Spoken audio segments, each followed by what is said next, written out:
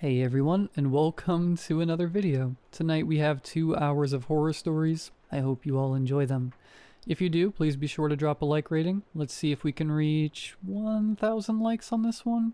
Liking the video lets me know I'm doing a good job, it helps more people see the content, and it's also just very appreciated. Another thing that is very appreciated is subscribing if you are new. I post content just like this all of the time, so if this is your kind of thing, if you like these 2 hours of uninterrupted horror stories, I put out videos just like this one as often as I can. Anyways, sit back, do whatever it is that you do to relax, enjoy the 2 hours of uninterrupted horror stories right after the ad break after this intro. There won't be any more ad breaks after that one. And as always, I hope you all have a great night. This is something I should probably be speaking about with a therapist. I know, I would, or I have been, but that's not really an option anymore. In fact, I couldn't tell you how many times I've told this story to various medical professionals. I'm 30 now, 20 years since it happened. I just want it to stop. I was a pretty average kid, I think. A little weird, but every kid is a little weird. I had an older sister, and we fought like two cats. I had a couple good friends, most of whom lived on my street or one street over, and we would meet after school and play until it was time for dinner. My life was fairly ideal. I played soccer, I think. Honestly, I have a lot of trouble remembering much of my childhood. But I remember that I got a Nintendo DS for my 10th birthday, and we had a big party in the backyard. Practically the whole neighborhood showed up. My birthday was just before school got out for the summer, so the air buzzed with excitement, and the evening was warm and felt more alive than other nights. The grown-ups started a fire in our little fire pit, and they sat around it and drank beer until we ran around. I was allowed to stay up past when I usually went to bed. And the other kids chased fireflies with me and roasted marshmallows until late. I remember going to bed happy, excited for summer, and exhausted. I fell asleep quickly. The peel and stick glow in the dark, stars and moons shining on the ceiling above my head. Waking up the day after my birthday, something felt off. I couldn't put my finger on it. I hadn't had a nightmare. Wasn't that. I had slept better than I could really remember ever sleeping. It was late, I realized. That must be it. My mom usually woke me up around 8 if it wasn't a school day. She said it was a good habit to be in the routine of waking up early and starting your day on the right foot. By the light streaming in from my windows and the slightly muggy heat in the room, I figured it was already 10 a.m. or so. I smiled, sliding out of bed. It must have been one final birthday treat. Letting me sleep in. She had let me sleep in the day before, too, of course, although on my birthday itself, I had wanted to get up as early as possible. "Mom?" I called out into the hallway, poking my head out the door. No answer. I frowned. It was Saturday, so my dad was definitely already at work, but my mom wouldn't be. My sister wouldn't be home either. She had left the night before to spend the night at her friend's house. She was 13 now, and allowed to have sleepovers, for which I was eternally jealous. I decided she must be out front in the garden. I put on a shirt and left my room. I smelled coffee, but there was none left in the pot. There were dishes in the sink, too, with remnants of eggs stuck to a pan. It wasn't necessarily alarming, but it was strange. Even on days I slept in, there was always breakfast left over for me. I opened the front door, opening my mouth to call out to my mom, but I instantly froze. Halfway up our walkway was the mailman. He was on the ground, sprawled out awkwardly on the cement. Fresh blood pooled beneath him in a gruesome splatter. I didn't know what to do. I couldn't move. His limbs were bent at horrible angles. His face pointed away from me. It almost looked like something, some omnipotent force, had lifted him into the air and then slammed him back down. The package he must have been delivering lay a few feet away, the cardboard dented and soaked in red. I didn't need any confirmation he was dead. It wasn't a question. I had never seen a dead person before. Sometimes my parents had watched horror movies, but that hardly counted. I backed into the house and closed the door behind me. My mind was racing too fast, and my heart felt like it might burst out of my chest. Everything in my body was reeling, so much so that all I could do was move slowly, in a false sense of calm. "Mom?" I called out again, into the silent house, my voice breaking. "Mom, are you home? Something happened outside. Mom?" No one answered. The house felt way too quiet. All I could hear was the blood rushing in my ears. I had to brace myself against the wall as I made my way to my parents' room, because I was almost shaking too hard to hold myself up. "Mom?" I pushed open her bedroom door. It creaked, the sound almost deafening against the silence that blanketed the room. Our old gray cat, Gumbo, weaseled her way through the crack and slipped out into the hallway, brushing against my leg on her way. I saw a lump in the bed. For a moment I thought it was just pillows, but then I realized it couldn't have been. The bed was made and the pillows were accounted for, leaning against the headboard. "Mom, are you asleep?" It came out as a whisper, even though it wasn't like I had been trying to wake her up. I wanted her awake badly. I think I just somehow already knew. Something was hanging in the air, the heaviness, like the whole world had been blanketed in a thing that was empty and hot and dead. A desert popped into my head, a place that was so far away from everything and completely devoid of anything, devoid of life. When I pulled back the covers, the shock washed over me like an electric zap. Every one of my veins and bones and muscles felt 20 degrees hotter than they should have been. There was blood everywhere. I could barely see any section of the sheets that wasn't soaked in it. It looked like the cherry juice we sometimes made from the tree in our backyard, squashing the berries with our hands and laughing as the sticky syrup trickled down our wrists. Her eyes were open. Her mouth was open too, wide open, like she was about to scream. I gagged, stumbling backwards and almost falling down. My legs felt like they wouldn't work anymore. I was in a daze as I stumbled back to the kitchen. The eggs on the pan seemed like they were mocking me now. I knew my parents had told me what to do in an emergency, but all of that was gone from me now. This didn't feel like an emergency. It felt like a horrible nightmare. I pinched myself on the arm just in case. The neighbors. That was it. I was supposed to call my neighbors. The number was on a sticky note next to the phone. My fingers shook as I dialed the number. They picked up after 3 rings that felt like they took 1 year each. I heard a sort of cackling sound, like someone was moving the phone around. "Hello? Hi." I cleared my throat, trying to get rid of the lump firmly lodged in the back of my tongue.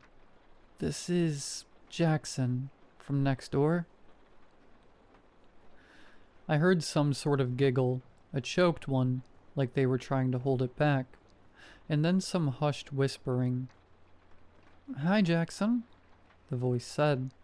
I assumed it was the mother, Mrs. Winston. "Is everything all right? Can I help you with something?" Something happened. My mom." "Oh, honey," Mrs. Winston said, her tone gentle, but something about it felt deeply off. My stomach twisted. "Why don't you head over here, We'll figure out what's going on together." "Okay." I remember hanging up before she said anything else. Something about her voice was unnerving me. Still, I didn't know where else to go. I slipped out the back door so I wouldn't have to walk past the mailman, Gumbo, watching me go. I knocked on the neighbor's door.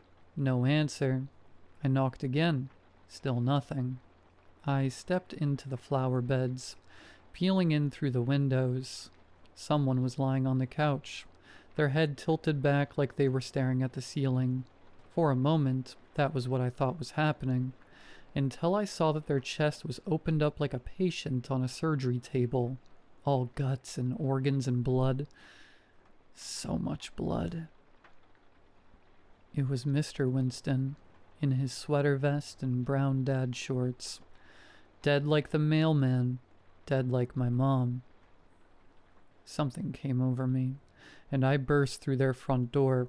It was unlocked, which I hadn't really expected, so I went tumbling into the room, landing on my stomach, my face slamming into the floor, face to face with Mrs. Winston, who lay dead in front of the phone. Her eyes were open too. There was a fly on one of them, crawling across the white, pulsing every few seconds to rub its hands together. I had started to cry. It was finally hitting me that this was real, not some dream, and I desperately wanted my mom. I scrambled to my feet, nearly throwing up when I realized my face was covered in her blood. I swiped at it with my hands, trying to wipe it away as quickly as possible. Then, instinctively, I licked my lips. Horrified, I braced myself for the coppery taste of the blood on my tongue. But it never came. It was sweet. I hesitated, trembling incessantly, before cautiously raising one of my red fingers to my lips. Sweet. Memories flooded my mind. Memories of baking with my grandmother, the sweet syrup we would sometimes pour into the mixing bowls. It was corn syrup. I ran to my father's work, which was on the other side of town. By the time I got there, I was close to passing out and drenched in sweat, but it had made it a little easier to get here with the road completely devoid of cars.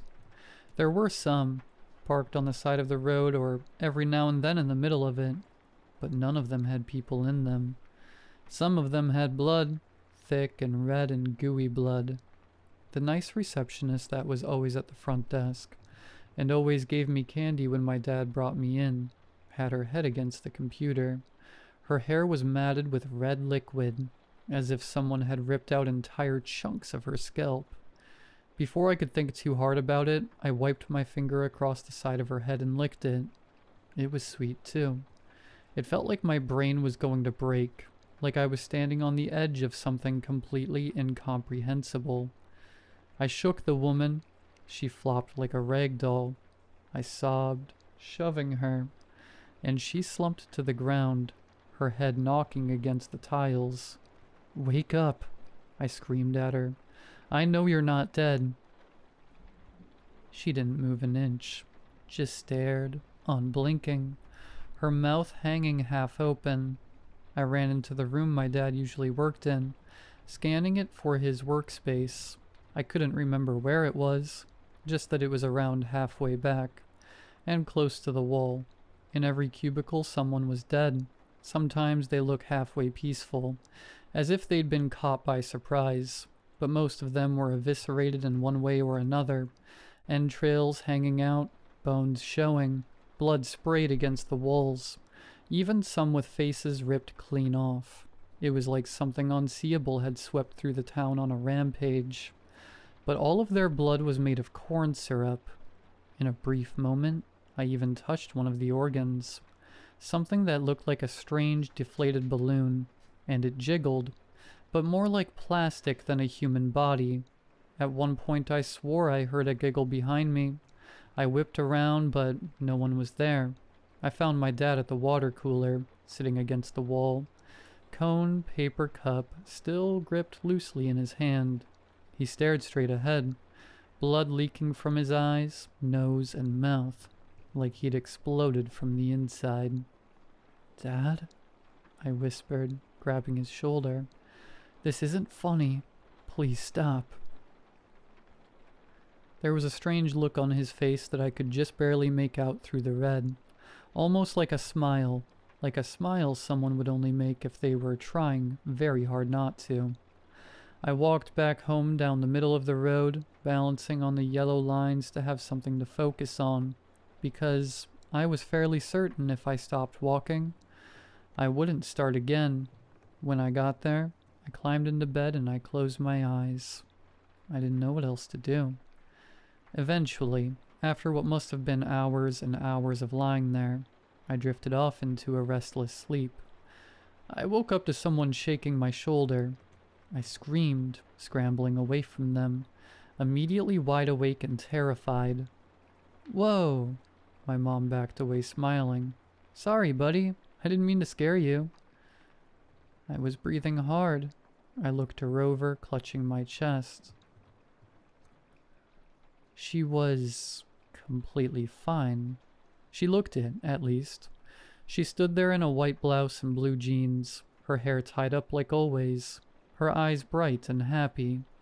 What day is it?" Her smile faded, and she frowned a little. It was then that I noticed the smell of bacon wafting in from the kitchen. "It's Sunday, bud, remember?" 2 days after my birthday, so yesterday had been real. "What happened yesterday?" She placed the back of her hand on my forehead, tutting softly. "Did one of those neighborhood kids you play with get you sick, honey? Do you feel okay?" I dropped it because I didn't know what to say. I convinced myself maybe I really was sick. Maybe it had been some kind of feverish hallucination. And I was so relieved to see her. I didn't want to think about any of it anymore. I went to eat breakfast, sitting at the table between my dad and my sister, and everything was normal. But when I left the house later that day, I saw it. On the walkway leading up to our house, there was something pink on the pavement, a faint pink stain, like something sweet and red and sticky had been recently scrubbed away. Like I said, it's been 30 years. I've been feeling like I had almost recovered from that incident. I had asked everyone I knew countless times about that day, but none of them seemed to have any idea what I was talking about. But still, I had almost let it go, and it had never happened again. Not until today. Today I walked into my therapist's office. It seemed strangely quiet. There was usually music playing, something soothing and soft, and there were people in the waiting room and at the front desk typing on a keyboard. But today, nothing. No one. Silence. I let myself into Dr. Sheldon's office, perplexed, which is when I found her dead on the carpet. Her blood sprayed across all the walls, even dripping from the ceiling. It was crazy. I know that. But I immediately tasted it. Sweet. I rolled her over and her eyes were open, a strange smile on her face. This time I did something I didn't think to do as a kid. I checked her pulse. She's alive. I don't know what to do. I can't believe they're doing this to me again. Do they think this is funny?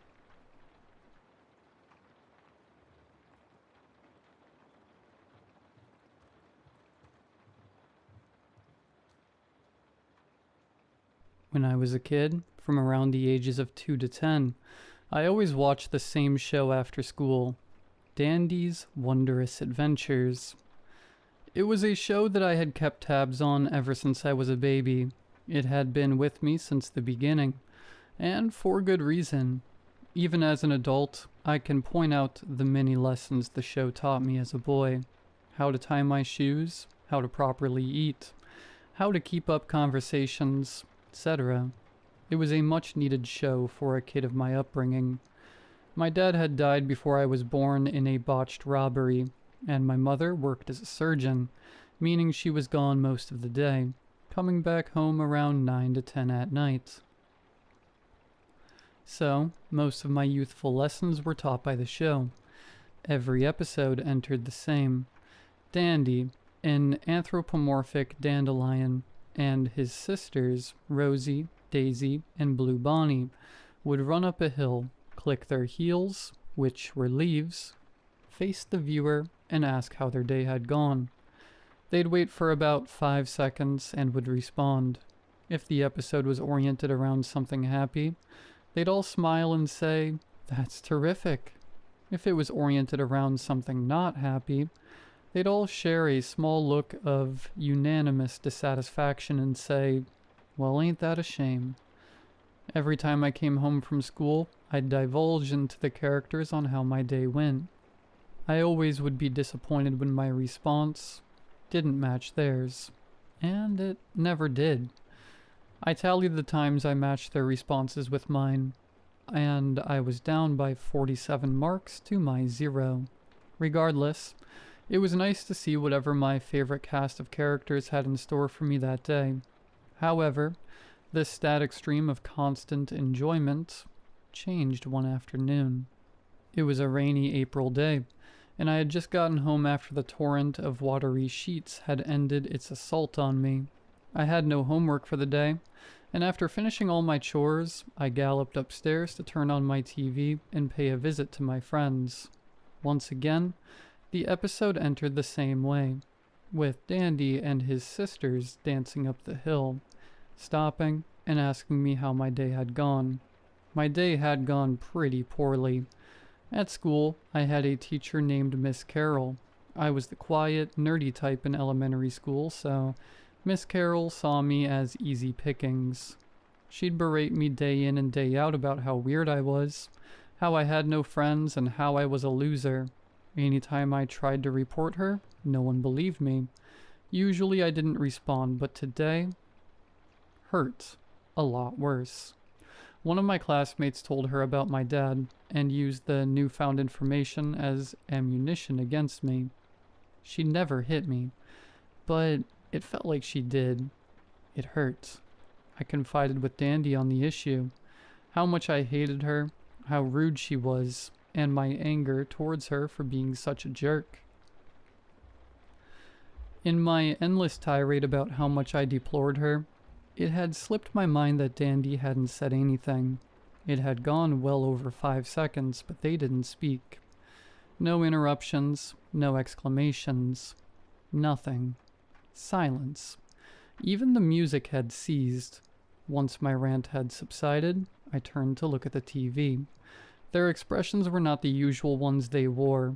They didn't look happy or mildly sad. No, they looked mad. All of them wore this expression of intense grimace, like someone had just told them off, or stole something and gotten caught doing it. Dandy looked the angriest. "How rude," he said, his speech sounding as if his teeth were clenched. Blue Bonnie stepped up to the screen, her arms crossed, staring dead at me like a hawk. "People like that are just so bad, right?" she proclaimed. "You said it," they all announced. Slowly their expressions of disdain faded. Dandy spoke up again. "Well, it's a good thing we're talking about bullies today, huh?"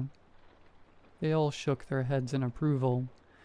The episode transitioned to a school area, where they all gathered in what I would guess was the cafeteria. It was rosily colored, with hints of bright pink, yellow, green, and red across all of the furniture in the room, ranging from tables to art, common colors for a kids' show. Rosie pointed at another flower. He wasn't a part of the usual cast, but they all regarded him with some level of knowledge. "That's Miss Wilkins. She's the worst," Rosie exclaimed. "She's the school bully here, and worst of all, she's a teacher. Everyone is scared of her," Daisy said. Dandy took his place in the center of the screen. "To get a bully off of you, sometimes you have to teach them a good lesson. Give them a reason to think twice before messing with you. Right, guys?" They all unanimously uttered and before turning all at once to the screen. Blue Bonnie looked at everyone else. "But won't you get in trouble for something like that?" she said. They all looked at her before turning back to face me. "To get a bully off of you? It's worth it." Their expression then changed to one of a kinder look, smiling warmly at me before returning to the hill. They all joined in unison to wish me good luck for tomorrow, as they always did, before the credits rolled. I was stunned. It was like the universe had aligned at that exact moment to help me with my problem, but it was the wrong solution. As much as I despised her, it wasn't worth it to get in a whole load of trouble for fighting a teacher. What good would it do to help my problem anyway? I'd have to do some serious damage to her for the bullying to cease. A simple hit to the nose would just make my problems worse. It honestly felt like the advice they'd had given me was, for the first time, bad. By that moment, the constant pitter-patter of rain had lulled me into a drowsy mess, so I decided to take a quick nap and recuperate. My head touched the soft, comforting surface of my pillow, and I slipped away into my dreams. Around 7:30, I awoke to one hell of a wake-up call. Wake up! It was violent, aggressive, booming, as though a prison warden was waking up an inmate. There was no friendliness in the command, no leeway, just rage. I popped out of my bed like a meerkat that had sensed an impending threat, but when I did, I saw that the TV had been turned on, and there he was, Dandy. However, strangely enough, his sisters weren't there. The background was dark, nearly pitch black, with only the moon present in the frame. The grass that was usually bright had turned sickly, adorning a new, yellowish color. "So you won't listen," Dandy said. His eyes furrowed into a deep, burning glare. "We are trying to help you with a problem, like we have for years." I didn't know what to say. It felt as if my body was stuck. Was this sleep paralysis? Was it a dream? "Do you not like us anymore?" Before I could find the courage to stammer anything out, his sisters came into the shot. "Because we don't like you. We never liked you." Their words burned, while my throat felt like it was held in place with barbed wire. Dandy moved forward. "Maybe she's right. Maybe you are a loser." They all began to snicker, until it eventually devolved into laughter. They shot out snide remarks, comments about my hair, face, and anything they could latch onto. They even bit into my dad's death. "He probably did it on purpose. Who would want to have a son like you?" Rosie said. "I bet he faked his death to get away from you," Blue Bonnie said. "Or maybe he did it himself out of disappointment." Before Dandy could finish what he was going to say, I shut the TV off. I was a hot mess of tears, snot, and fear. Balled up on my bed, I couldn't bring myself to move until morning came. It was a Saturday, and Mom was at work still. She was at the hospital's best surgeon, meaning there were quite a few weekends where she'd be gone for half the day. I wanted to get up out of bed to get breakfast, but I was still in shock after the incident the night prior. Was it a dream? Was it just my imagination? No, it couldn't have been. I felt everything.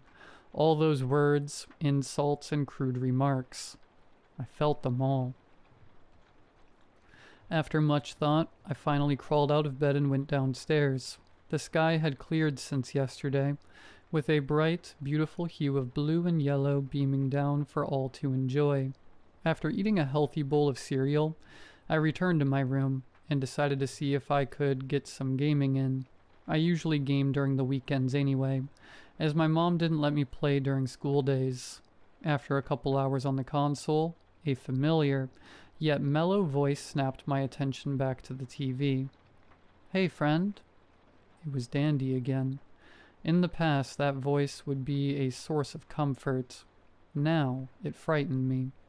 I stood still, my head not daring to look back at the character who had become just as oppressive as my teacher. "Look at me, please." Dandy's voice wasn't violent this time. It had the same warm aura it had before the previous night. He sounded apologetic. I slowly looked over my shoulder. They were all there this time. Dandy, Bonnie Blue, Daisy, and Rosie. But they weren't standing. They were sitting on the hill. The background had returned to its entrancing bright blue color, and the grass looked healthy again. Everything had returned to normal, apart from the characters. Their faces now expressed a look of regret, a deep regret. "We're sorry, friend. We didn't mean to lash out like that," Bonnie Blue said, her eyes sporting a much brighter, kinder look. "It isn't you. It's us," Daisy said, her leafy hands clasped together in her lap. "We know you still like us. Really, we do," Rosie exclaimed. Dandy then took his turn to look at me, his character near the leftmost part of the frame. "We had an issue like you once. Miss Wilkins would treat us badly. She hated every kid she saw in that school. But for us, she hated us the most." I moved from my chair to stand right in front of the TV, my ears, eyes, and mind completely intertwined with the screen in front of me. It was unbelievable. "She said that we were troubled children who deserved to be alone," Daisy said. "We had no parents of our own, so we relied on her," Dandy said. "One day, Miss Wilkins said that she had enough with our behavior. She dragged us into the drawing room, locked us in, and left us there," Bonnie Blue proclaimed. Dandy looked up from his lap, his eyes a constant of sadness and misery. "We never left," he said. "We don't want the same for you," Rosie announced. "You made us happy, so we want you to be happy.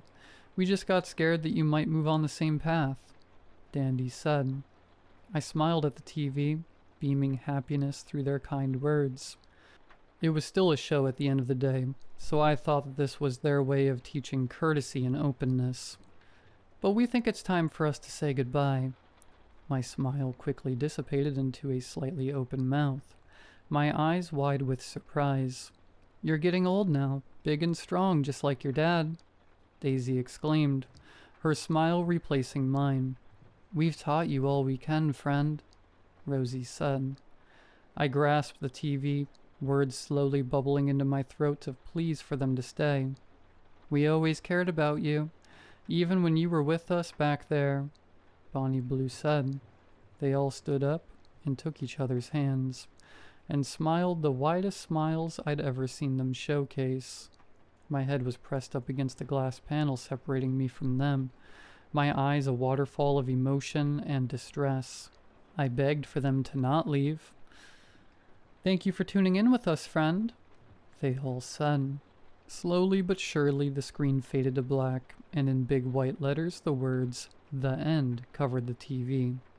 Then it cut to static. All that remained was me, weeping and shattered. Years later, on my 16th birthday, after a big party with my closest friends, of whom I had many at that point, my mom called me into the living room. I thought that maybe there was another present waiting for me, so I eagerly waltzed into the room with an immense pep in my step. But my mom did not share my enthusiasm. She looked sullen and tense. "Sit down, please," she said, her voice controlled and centered, yet anxious. I complied, my own appearance visibly moving downwards into a look of paralleled seriousness. "I know that it's your big day, but we need to talk about something I've been meaning to tell you for a while." What proceeded to be said to me shook the core of my world forever. My mom told me that, while it was true that my dad had died in a botched robbery, he wasn't truly my real dad, and that she wasn't my real mom. I had lost my original family a year after I was born in a car accident on the freeway, after a truck had lost control and slammed into the side of their car. They died on impact. I was lucky, as I had been at daycare, which they were coming to pick me up from. I had no extended family, so I was put in the foster care program and adopted by a woman named Miss Wilkins, who was a boarding school teacher in her past. According to Mom, she was an extremely cruel woman who would regularly beat her adopted children for the littlest of reasons, ranging from breathing too loud to having a cough. One day, however, she went too far when 4 of her children, after supposedly protecting me from a vicious beating, were locked in a room for a week. They didn't come back out. The other kids, including myself, were not let out of the house after that to avoid any of us telling another person what she had done to them. Eventually, the neighbors noticed how we were never leaving and called the police. Miss Wilkins was sentenced to life in prison. I was stunned, unable to move, as though I was locked in place by my feet. Take as much time as you need to process this. I'm right here, my mother said. As my mind began to make sense of it all, I started having sparks fire off in my brain. Miss Wilkins. I could have swore I knew that name from somewhere. Wilkins, Wilkins, Wilkins. And then it hit me like a boulder rolling down a hill. Miss Wilkins. The teacher from the show. I rushed out of the living room, up to my bedroom, and threw my computer open with almost lightning fast speed. I looked up the case, typing everything I could in, praying I could find something. 4 of the 5 searches popped up generic results for other heinous foster parents. But then on my 5th search, I found it. Boarding school teacher charged with 4 counts of first-degree murder after locking children in room. I scrolled through the article, and everything aligned with what my mom said. There was no mention of my name anywhere, but the presence of them defending another kid was in the article. Along with it, photos of the drawings they made while locked inside were posted into the article itself. All pictures of them as flowers. At the bottom it listed the names of the deceased children. My heart sank, and my jaw followed its motion. Rosalina Matthews, Bonnabelle Lee, Daisy McCullen, Daniel Morello. I had no words. I had no movement. It felt as though the world itself had spun upside down, and I was bearing the brunt of it. Snapping out of my haze, I looked up the cartoon. I searched for what felt like hours. Nothing. Not a single mention of any show titled Dandy's Wondrous Adventures. It made no sense. What the hell was I watching then? Did I imagine it? Was I going through some sort of trauma-induced hallucination? It shattered what little grip on reality I had left at that moment. Their names, the show, the antagonist of that one rainy day. It all neatly funneled into this one case that I had apparently been involved with when I was just a toddler. And yet, it only added more complexities and more emotions. Fear, confusion, sadness, empathy, and finally, courage. I'm 28 now, and I have been an animator for over 8 years. Recently, I pitched the idea for Dandy's Wondrous Adventures to the board, and just yesterday, it was approved. I did it for them. Whether or not the show I watched was real, this one will be, and I wanted to help people just like me. Just like them. I've never told anyone this story, and I never planned to, until today. As of writing this, I received an envelope at my door from an anonymous letter. All it says on the front of the envelope is, "From your friends." Inside the envelope was a crumpled old, worn piece of paper. It looked as though it had been set out in the sun for years. On one side of the paper was a drawing, as though it was made by a kid. Or rather, a group of kids, as the styles are all different. It looked fresh, completely out of place with the worn-down canvas that had been used. On the drawing is them, the characters. They all adorn beautiful white wings and halos above their heads, while a small, pretty purple butterfly guides them towards the sun. All of them are hand in hand, just like the last time I saw them. On the back, in 4 corners of the paper, in yellow, indigo, red, and white, was the same phrase, again and again, yet the meaning and significance of the phrase remained constant. Thank you. In the middle, a heart presented itself, with it colored in quadrants, the same colors used for the messages. Thank you too, friends.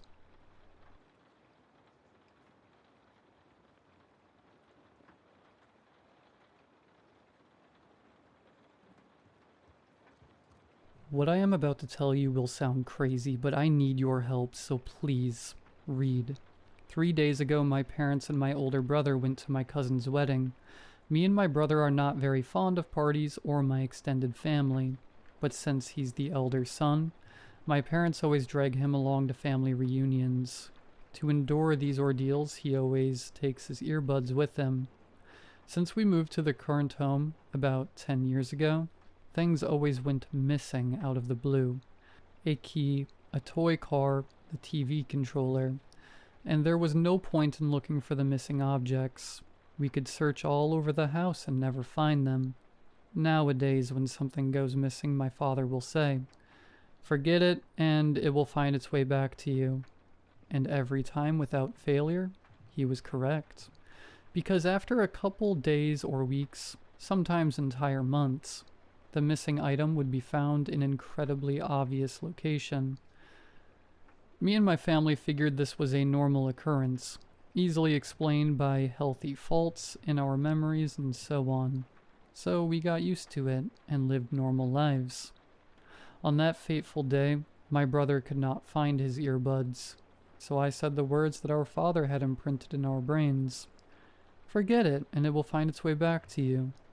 He nodded in agreement and said, "Hopefully it will show up soon." My father and my mother were already waiting for him in the car. I said my farewells from the front door and they left. I wish they didn't. I had spent that entire day reading Blood Meridian. In fact, I carried the book with me to the front porch, and as I was going back, I left the book on the dining table, to the right of the hallway that leads to my room. I sat down on my office chair and booted up my PC. I spent the rest of the evening playing video games. It was around 9 p.m. when I heard it. Thump. Coming from the end of the hallway, the sound of a hardcover book hitting the wooden floor. I figured it was my book. I must have left it in some awkward position on the table. I got up and opened the door of my bedroom. Then I saw it. A person, a creature, something about half my size. Just finishing a small jump from the right of the hallway to the left, the book laid in the right. At the foot of the dining table, I was immediately paralyzed. I just stood there, like a deer in front of headlights. A pitch-black hand with elongated, clawed fingers reached from the edge of the wall all the way to the other side of the hallway, grabbed the book, and quickly went into hiding. Slowly, the dark figure put its head out of the edge, and for a split second our eyes met. My heart was beating out of control. I was on the verge of puking as I hastily closed and locked my bedroom door. I heard footsteps approaching me. I broke down crying in a corner. It's been 3 days. No one is picking up on my calls. No one is answering my messages. My family has not returned. I hear inhuman sounds just outside my room.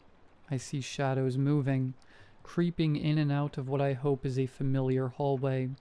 I'm too scared to look out the window. I'm thirsty and hungry. I'm not sure that this text will reach anyone, but I'm desperate. Please, find me.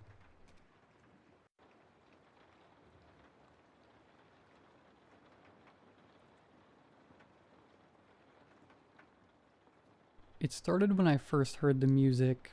I'm not going to tell you how I came into possession of this particular music, nor am I going to tell you what it sounded like, or anything particular about it, because even knowing these things can have an effect. All you need to understand is that this particular music, when I heard it, forced me to walk in a straight line. I was at home at the time, in my London flat. I had started to listen to the song with my wireless headphones. As soon as the music started, I felt the itch to start moving. By then, it was already too late, but I kept listening, not yet aware of the mistake I was making. And then, just as the first track neared its end, I rose from the sofa, turned and faced the wall, and started walking. Have you ever seen an NPC in a video game walk into a wall? or a speedrunner trying to clip through a wall to get to areas of the game map they're not supposed to. I had walked over to the wall and onto the armchair, which kept me from the wall. After standing on the armchair, I just kept walking into the wall, knocking off a picture frame. The thing was, the music was fresh to my ears and still playing, so its effect was at its strongest. I was completely lucid of what I was doing, but that part of my brain that would signal for me to stop simply didn't exist anymore.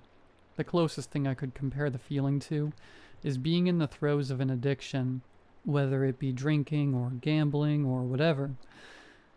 You know what you're doing isn't good for you, that you have to stop, but there's just something not there. The will, the care factor. Did it hurt headbutting the picture frame of my recent university graduation photo off the wall?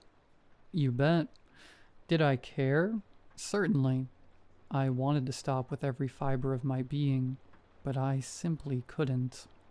I kept going, walking against the wall, feeling the coarse wallpaper rubbing against my brow and rubbing at the skin. I think I lost a few eyebrow hairs in the process.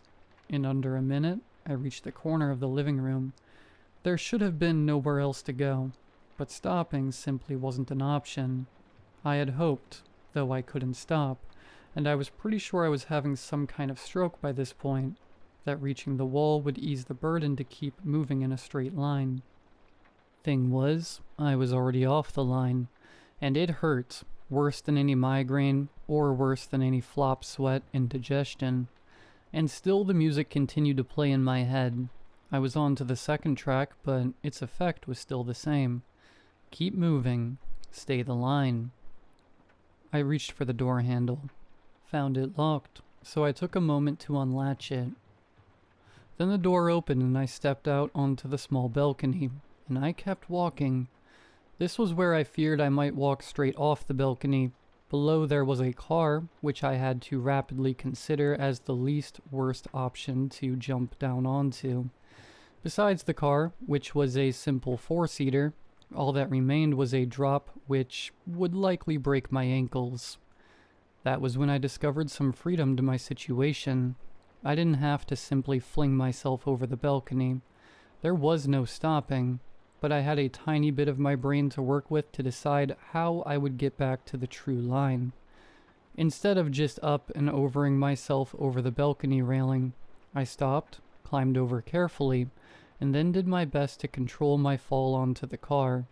I landed with a thump, landing squat, and the car's alarm started going off. It was midday, so the odds of people nearby seeing what I had just done was high. Did I want them to see me do it? What if they thought I was trying to do damage to the car on purpose? I moved down to the front of the car and slid on down the front windscreen on my butt. I was wearing slippers when I started playing the music. They looked like large, fluffy monster paws. I was also wearing baggy PJ bottoms, a loose-fitting gray t-shirt with short sleeves, and a navy bathrobe which was currently untied. My mobile phone was tucked into my right bathrobe pocket, and I had the headphones on my head. The only other item of note on my person were my glasses. I'm nearsighted. On the ground, I just kept walking, moving diagonally across the estate. Should I shout for help? I thought. The music was so loud it was making it harder to think, too. I thought about taking the headphones off, but the idea of doing so made me almost keel over and vomit. I passed two cars on the edge of a large estate building and approached a small garden area with a path which led through the middle part of another complex. I knew the true straight line would take me through the very thick green bushes ahead of me, but I found I could muster enough willpower to walk onto the concrete path. It was like a bargain with whatever it was about the music that was forcing me to keep on the line. I'll return to the line immediately after. Just let me walk around, I thought, and found I could do just that. I walked the path, stomping ahead in my big goofy monster slippers, and kept going. This took me through a garden area, and then into a small car park. It seemed at first the natural progression was to leave the car park through the way the cars would exit on the right, But that, I quickly discovered, was way too far from the true line. So, like when I had walked to the corner of my living room, I had to walk to the corner of the car park too. Throughout all this, I tried to understand why it was I couldn't find the will to take my headphones off, or to stop walking altogether. It didn't help that it felt amazing to stay on the true line. Better than taking off socks after a long day. Better than the first sip of a freshly cracked open can. Better than Friday night at the end of the work week. And that was just the start of my love of true line. At the corner of the car park, there was a little hut-like structure. I walked to the edge of that, climbed over a metal railing, when I walked through a small tunnel to the other side of the estate building. This put me onto the pavement on the other side, and then I walked into the road. The sudden horrible screech of car tires met my ears. I turned and saw a rotund, middle-aged woman in her car. "What are you doing?" she yelled out. Though most of what I could hear was still being drowned out by the music. "I can't stop," I yelled back. The answer didn't seem to be good enough for the woman. She got out of her car and started walking towards me. "Stop, come here," she yelled. Stop, I thought. The idea of stopping revolted me, but a part of me wanted to try. This woman was angry, sure, but what if I could get her to take the headphones off for me? Maybe that would give me back my right mind. But the closer she got to me, the more a nasty dread gripped me on the inside. Panic, unlike anything I had ever felt before, started to rise up within me.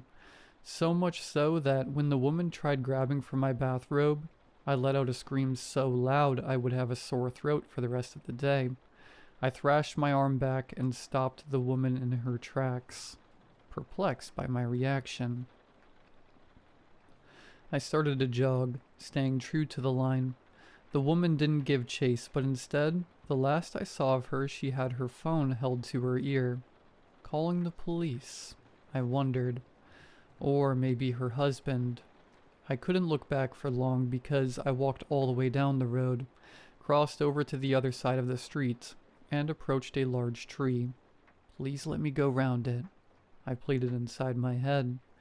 But I knew there was some wiggle room. As soon as I realized I could climb over the metal railing, thrash around the bush behind it, and then continue on, the fight in me to resist died out. I did just that, and moved beyond the tree. This took me into the driveway of another estate building at the furthest corner of the whole complex. It seemed like a dead end because there were no gaps left. Right ahead, there was just a house. I wanted to stop but couldn't find the will to do so. The 5th track from the music album. If you feel the need to get up from where you're sitting, that'll be because I just mentioned the music part was part of an album. Sorry.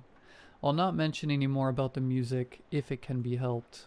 So I continued on, and found myself standing outside the house in front of me.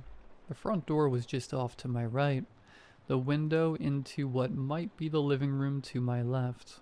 I had hardly any time at all to think about what I might do next. Every second I didn't move forward was like being trapped inside a hot car with the windows shut. 100-fold. I tried the door handle to the house. No luck. I knew I didn't have the strength to kick the door down, but what else could I do? I saw in my mind's eye the solution. All I needed to do was drive my head through the window to my left. The glass would break if I hit it hard enough, wouldn't it? Some part of me was excited to try, intrigued even. I couldn't move forward on the true line if I didn't drive my head through the window pane. "Please," I pleaded inside my head. "Please, no." There was an awful cramp in my neck as I forced my gaze to the ground. There was a small stone turtle ornament next to the doormat. I picked it up, and seeing as it was better than using my head, I smashed in the window with the stone turtle ornament. "Move in, move in, move in," my body and mind pleaded with me. But I had just enough lucidity and self-control to use what wits I had left to strike away the sharper bottom and side edges of the window pane. and then I chucked the stone turtle ornament inside and climbed through the window. And it was after landing and getting to my feet that I noticed I had stopped moving, and there, on the carpet among the broken glass, were my headphones. The faint, tinny sound of the music on a new track. Again, I'm sorry that you've likely been counting the number of tracks which have been playing. I suggest you don't leave your home for the next few days because you might seek true line whilst driving or walking down the street. Please don't risk it. For a moment I was filled with joy. The headphones were off. I was free. Because without the music playing directly into my eardrums, how could it have control over me? To make sure I was free, I stomped on the headphones, my right foot aching from the force it took to render the headphones completely obsolete. I was stiflingly hot in my bathrobe, sweating and breathing, huffing breaths. But in the silence of the house I had just broken into, I heard it. The music, playing inside my head. I'm sorry to tell you this. I really, really am. But the music is seriously catchy. I turned around to face Trueline and kept walking. It's been a while since it all started. I'm posting this using my phone whilst on the move. I'll try and explain more, but many obstacles lay ahead.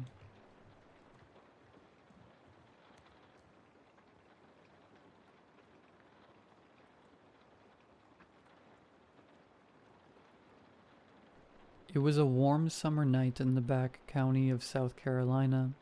I recently moved from the north, so I wasn't familiar with how to get around yet. I had just had dinner with my grandparents and cousins, and was in the middle of my 45-minute drive back to my apartment. I always keep my phone on a holder while driving, and only touch it when I'm skipping through music. It started with my GPS malfunctioning, ending my map and destination, and then suddenly going back to normal. I didn't think anything of it due to some spots having crappy cell service.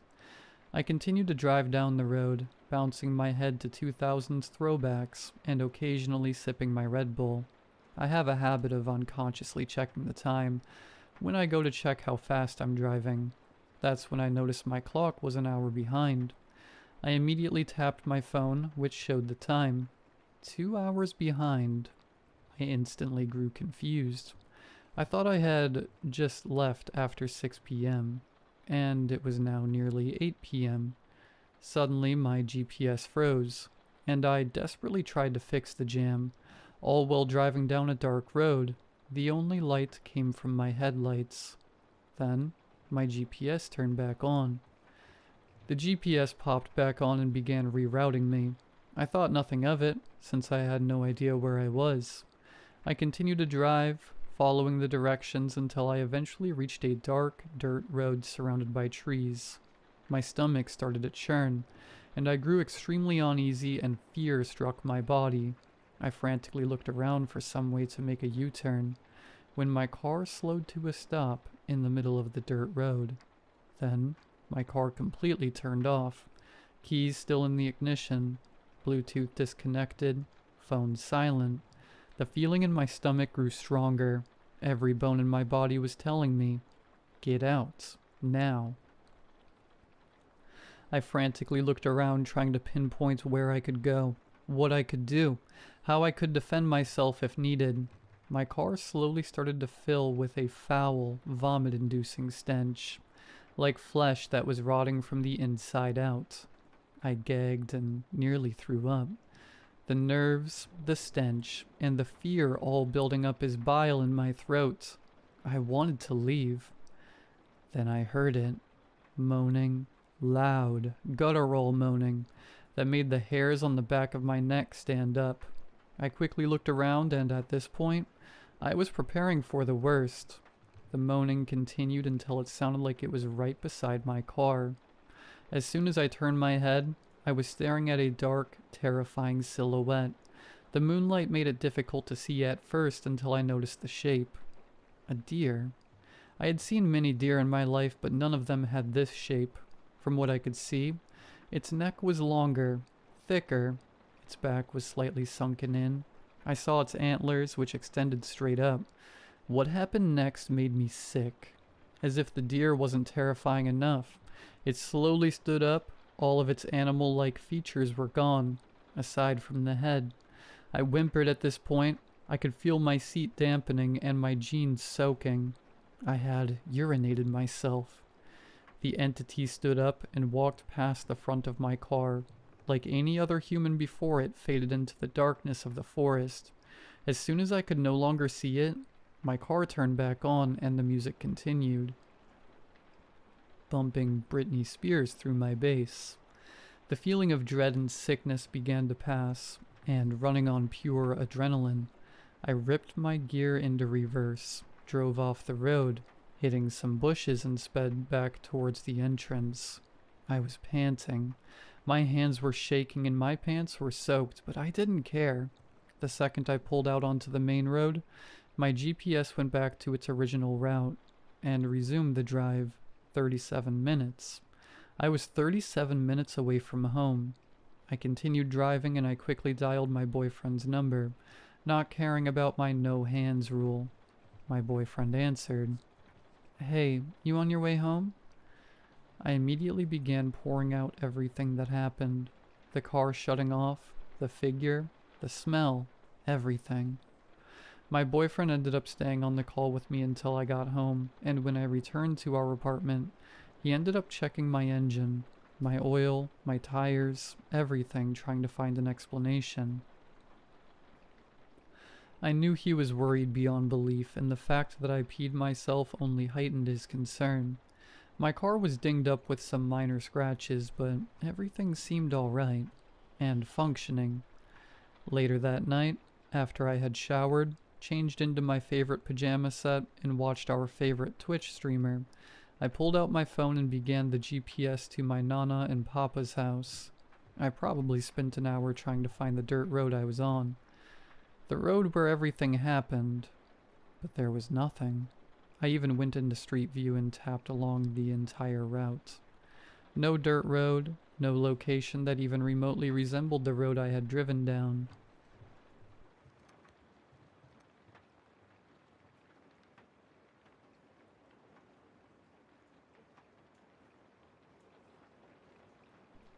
I don't know why I'm writing this. I'm not a forum guy, but I'm alone out here and I have to tell someone, anyone, just to get it out of my own head. So if I do go crazy, at least there's a record of it.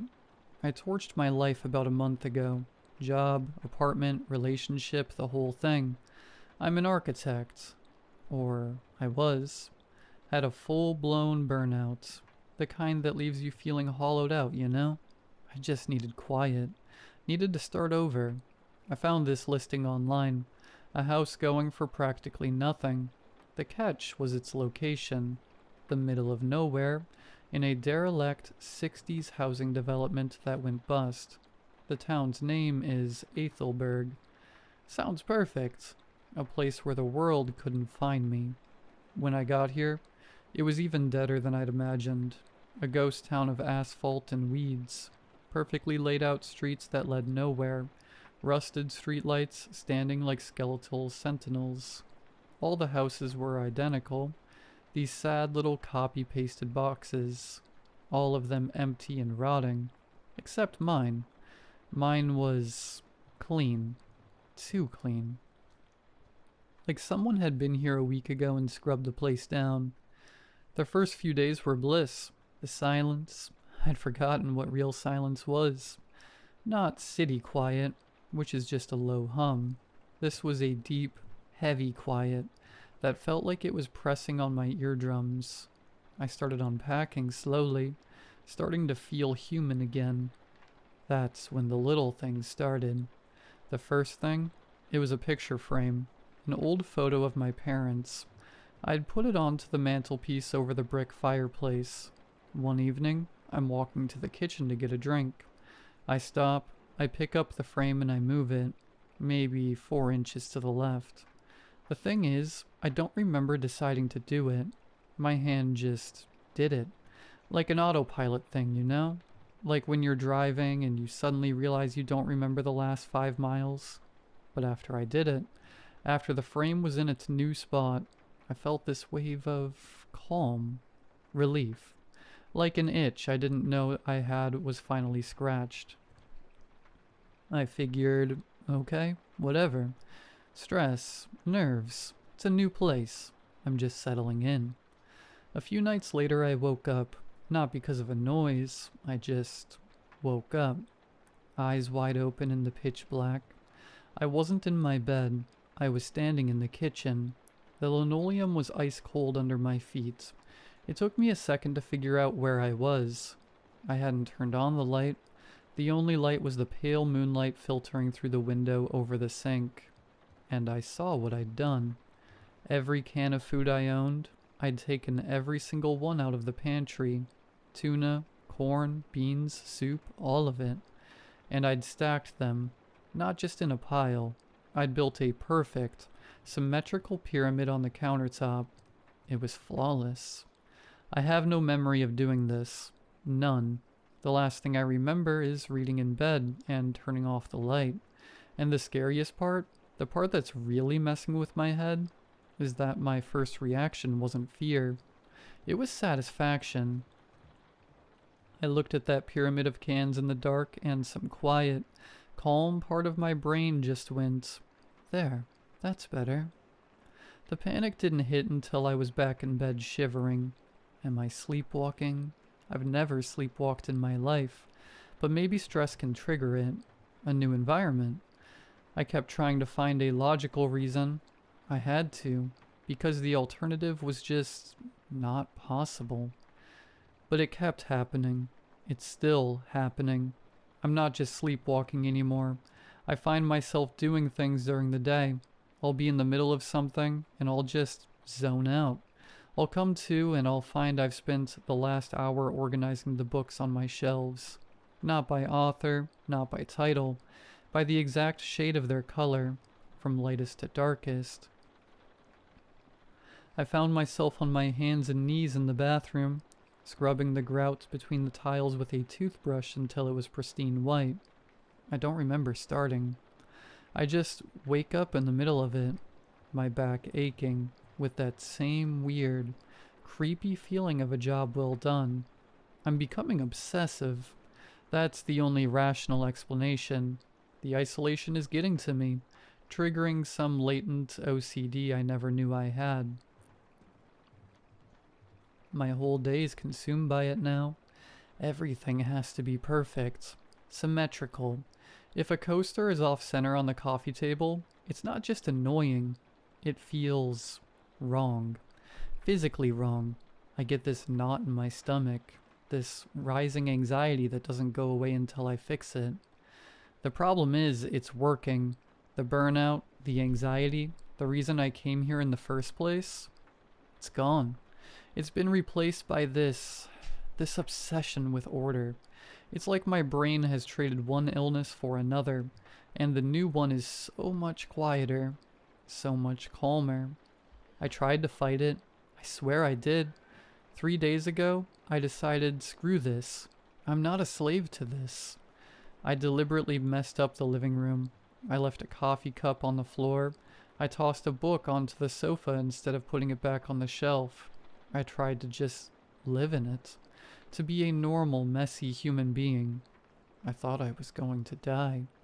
It started with a headache, a dull throb behind my eyes.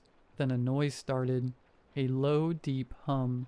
So low it was more of a feeling than a sound. It was like the house was vibrating. It made my teeth ache. I lay on my bed for hours, curled up in a ball, sweating. The pressure in my head building and building. It felt like my skull was going to crack open. I couldn't take it. Around dawn, I gave up. I got up, my head pounding, and I cleaned the living room. I put the cup in the sink. I put the book back on the shelf, in its correct color-coded spots. I straightened the rug. The second I finished, the instant the room was back in perfect order, it stopped. The headache vanished. The humming cut out. Just silence. And that wave of calm washed over me again. It's not just in my head. It can't be. OCD doesn't give you a physical vibrating hum in your house. It doesn't stop the second you align your books. This is something else. This house, this place, it's not just a building. It's a system, and it has rules. And I'm learning that breaking them has consequences. And then tonight happened. The thing that made me write this. I was alone in the bathroom, washing my face. I looked up at my reflection in the mirror, and I saw my hand. My right hand. It started to lift. I didn't tell it to. I tried to stop it. I swear to God I focused all my will on telling my arm to stay down. But it was like it wasn't mine anymore. It was like watching someone else's arm attached to my shoulder. It moved slowly, deliberately. I watched, frozen in horror, as my own index finger touched my forehead, and it started to draw. An invisible pattern on my own skin, a spiral with straight lines coming from it, like a stylized sun. I could feel the light pressure of my own nail. I was staring at my own eyes in the mirror, wide with terror, and I couldn't do a single thing to stop it. I was a prisoner in my own body. Probably lasted 10 seconds. Felt like an hour. Then it stopped. My arm dropped to my side. I had control again. I shakily raised my other hand to my forehead. There was nothing there. No mark, no scratch. But I know what happened. I saw it. I felt it. It's not just about the things in the house anymore. It's not about arranging books or cans. It's starting arranging me. I should leave. I know that. A sane person would be packing a bag right now and driving until the sun came up. But I can't. The thought of leaving this house, of leaving anything out of place, it fills me with a kind of dread that's worse than the fear. The thought of the headache, of the humming. And there's something else. The real reason I'm still here. Since this started, since I've been following these rituals, I've been productive. I'm an architect. I design things. I hadn't been able to draw a straight line for 6 months. My creativity was gone, burned out. The other night, after one of the arranging episodes, I sat down at my drafting table and I started to draw. It just flowed out of me. The lines were perfect. The concepts were clear, brilliant.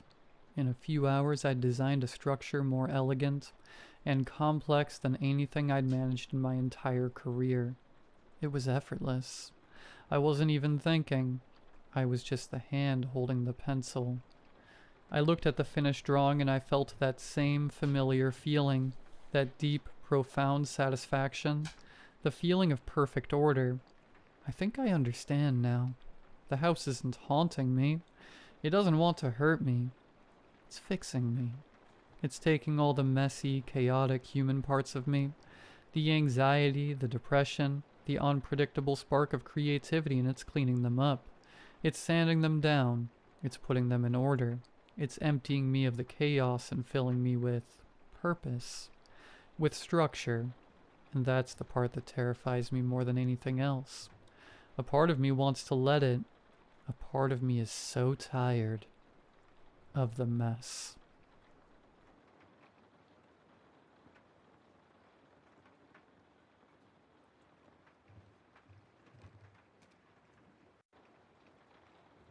Despite its fresh paint and polished mosaics, the house felt lived in from the moment I stepped inside. It smelled of plaster dust, sharp and clean, but beneath it clung something older, warmth soaked into the wood, as though the walls remembered meals and laughter. Odd for a place so recently renovated. A fact the realtor had repeated almost to the point of insistence. I told myself I needed that renewal. The move wasn't about square footage or mortgage rates so much as distance. From the old job, the hostile boss, the endless small office wars. The new position promised steadiness. A manager who listened, colleagues who minded their own work. A clean start, and this house was meant to be the reward. The kitchen drew me first. counters stiff beneath my hands, hinges creaking as if relearning motion, the fridge humming in steady breath. Morning light cut through the high window and fractured on the island, spreading across the floor in the shape of a 7-pointed star. I stood there that first morning, coffee cooling in my hand, and thought, it's a lucky house. Everywhere I walked, the house seemed to move with me. The third stair lifted its note like a small bell each time I passed. Drafts curved faithfully toward the living room. Doors leaned shut with the softness of pages closing. Rooms guided me always inward, until I found myself where the house seemed to want me, the living room. There, comforts gathered in full, cushions slumped warm from the sun, a rug that hushed each step, ceiling beams converging overhead like carved beads. The room wasn't quite square, but softened, 7-sided, as if shaped more by intent than design. At twilight the beams looked ornamental, suspended like charms. Even the basement carried that stillness. Its door, freshly painted and oiled, caught the sun as I passed, glowing for a moment before dimming again, as though the house drew its breath inward. I never went down until that power failed one evening. Flashlight in hand, I turned the knob. It yielded easily. The air was cool, mineral, faintly sweet, like my grandparents' wine cellar. Moonlight spilled through the narrow window and fell in neat, careful lines. The floor was too smooth for a basement. The concrete sanded down as though someone had gone to lengths to erase its roughness. The breaker box gleamed against the far wall, its switches aligned like teeth. I thought of messaging the realtor later, to thank her for such careful refurbishment. It was rare to find a place where even the hidden rooms had been treated with such care.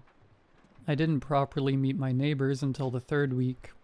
I'd seen their houses on my walks, whimsical variations on a core theme, one rising with clean brick lines, another softened by ivy, another brightened with shutters and a garden spilling slightly onto the sidewalk.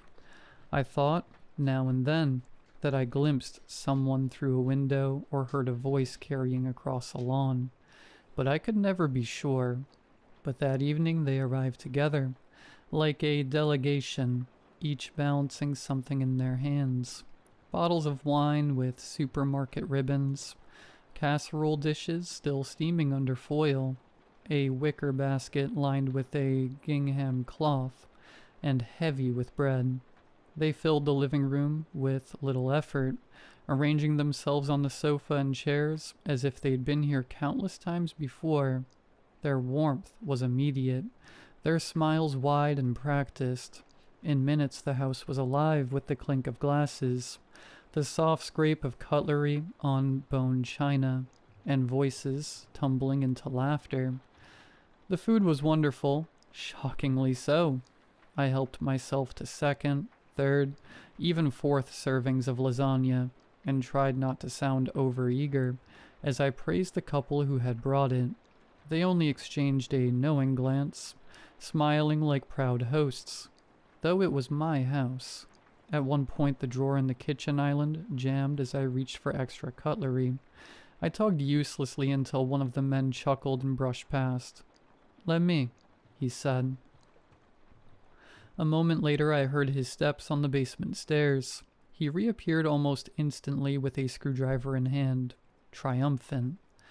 "Managed to find it quick enough," he laughed, as if the tool had been waiting for him.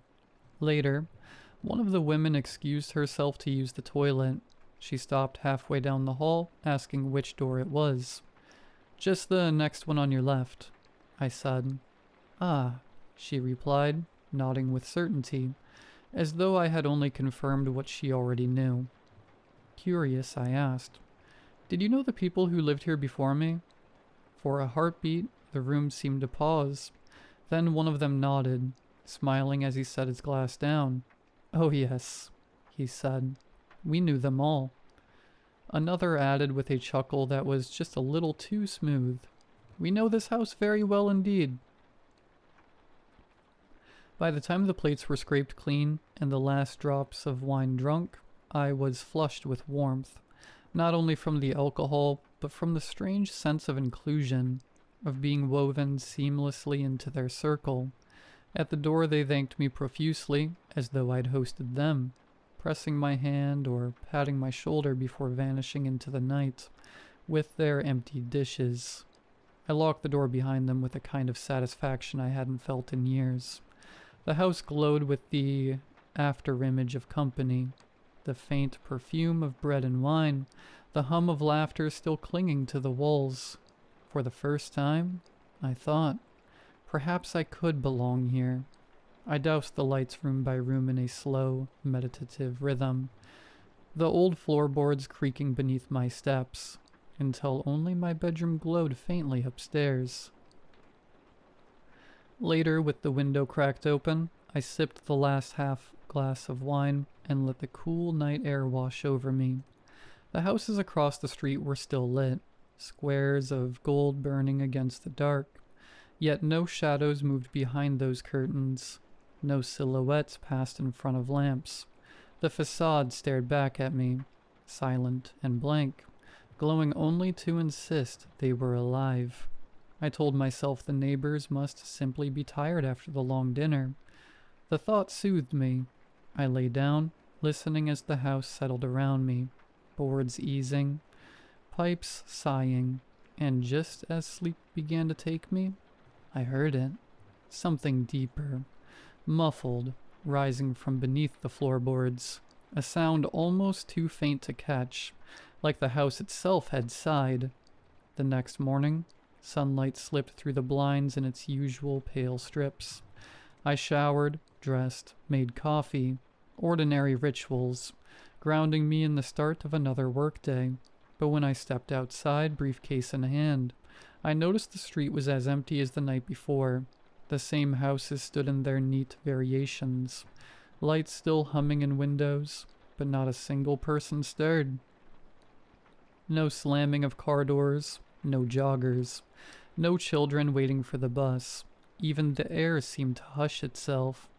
Was it always this quiet in the mornings? I lingered longer than I should have, scanning for the slightest sign of life, until finally I muttered that it was none of my business and walked on.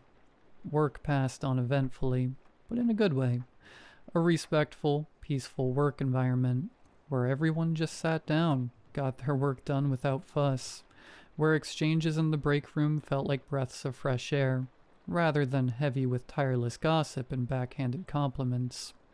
Yet when I returned home at dusk, I kept noticing how quiet it all was. The houses lit like stage props, but no cast to play their parts. I unlocked my door and stepped inside, feeling a strange relief to be swallowed again by my own silence. It was peaceful here, wasn't it? Quieter than anywhere I had lived before. This was the kind of life, the kind of neighborhood I'd always aspired to live in. But as I moved about the evening, reheating my leftover casserole, thumbing through a new book, readying for bed, the quiet never really settled in. I kept catching myself looking out at my neighbor's window, hoping for some sign, any at all, of movement, but it never came. A peculiar sort of liminality where you felt alone, yet not. Something about the way the pipes kept knocking deep below the basement every half hour or so kept me ever so slightly on edge, too. That and the way the basement door glowed in the setting sun, in hazy hues of crimson melting into amber, like the threatening flare of some watchful, venomous creature, made me wary of it. But of course, the power went out again that very night. Hilarious. I grabbed my torch, reluctant but resigned. I sighed before flicking it on, and navigating my way down to the basement. In daylight, the house felt calm, almost protective, as if its walls had been storing quiet for years and were willing to share it with me. But at night, without the ambient, low light filtering through curtains, the silence seemed to sharpen. The hallways felt longer, the corners heavier, the ceilings higher, Every pane of glass reflected my own movements back at me, as though something else were watching just behind. And then there were the faint pinpricks I sometimes noticed only in the darkest corners. Tiny red motes, too dim to be dust, too steady to be tricks of my eyes. I told myself they were from the appliances, some unseen standby light or sensor. Still, once seen, they followed me, like scattered eyes half buried in shadow. I began to suspect that the piece I'd admired by day was only a mask, and that in the dark the house showed its truer face. The door swung open soundlessly as I opened it. A scent met me, cold and strong, carrying with it a scent that reminded me of neither mildew nor dust, but something much earthier, like disturbed ground. I descended, noticing the way the light of my torch seemed to shiver without command. Pipes and boxes, stacked furniture, the expected clutter of an old basement greeted me. I found the fuse box, flipped the breaker, and heard the house above me click and hum back to life. I was about to turn and leave, but something about the way the dust particles caught in my torch beam, as if tugged by a draft from deeper in the dark, drew my attention. I followed it a few steps past the reach of the singular bulb overhead, until my torchlight met a section of the wall where the stone looked different, rougher, and lower to the floor. Half hidden behind a shelving unit, I thought I had seen it opening. Narrow, almost nothing, just enough to let that strange air breathe through. I stood there longer than I should have, staring, listening.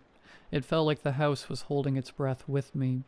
I crouched, bringing my face closer to the gap, and pointing my torch into the crack. The draft slid cool across my face, carrying with it that same raw scent of turned earth. The space beyond was narrow, irregular, not a tunnel so much as a crack in the stone, but deep enough that I couldn't really see where it ended.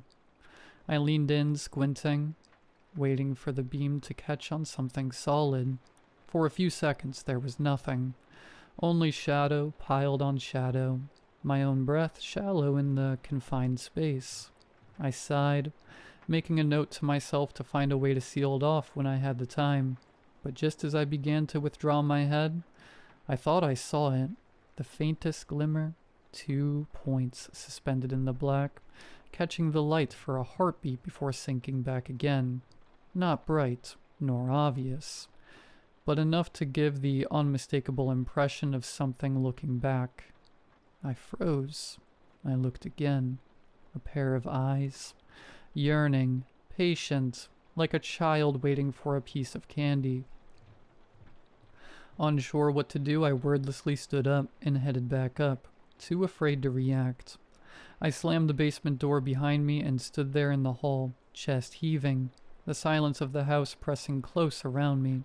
Upstairs the lights glowed steadily again, calm and ordinary, as though nothing had happened at all. Sleep never came. I lay awake in the upstairs bedroom, staring at the ceiling while the clock ticked steadily on the dresser.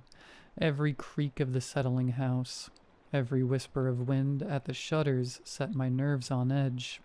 When at last the windows began to gray with dawn, it felt less like the start of a new day and more like a reprieve, thin, temporary.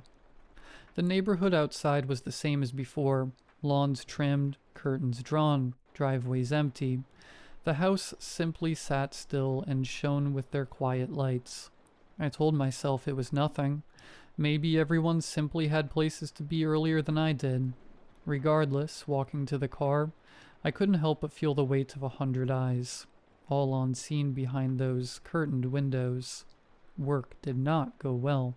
I sat at my desk fighting to keep upright, fumbling simple tasks, letting emails pile without answer.